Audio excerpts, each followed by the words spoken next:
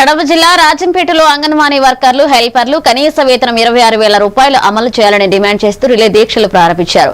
NGO కార్యాలయం వద్ద నిర్వహించిన దీక్షలో జిల్లా నాయకురాలు ఈశ్వరమ్మ మాట్లాడుతూ ఎన్నికల హామీలను ప్రభుత్వం అమలు చేయాలని కోరారు. పెండింగ్ లో ఉన్న మినీ వర్కర్లను మెయిన్ సెంటర్లుగా మార్చడం, గ్రాట్యుటీ అమలు, వేతనంతో మెడికల్ లీవ్, సూపర్వైజర్ పోస్టుల భర్తీ తదితర డిమాండ్లు వెంటనే నెరవేర్చాలని అన్నారు.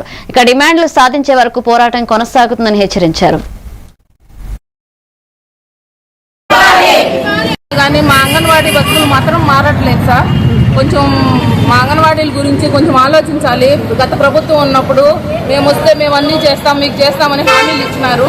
కానీ వచ్చి 3 సంవత్సరాలు అయిపోయినా కానీ మమ్మల్ని మాత్రం అసలు పట్టించుకోరు. జీతాలు కట్ చేస్తున్నారు సార్. ఇది మరీ దారుణము. కొంచెం వీళ్ళ తరఫున గవర్నమెంట్కి మా విన్నపం, మా ఆవేదన అనుకోండి.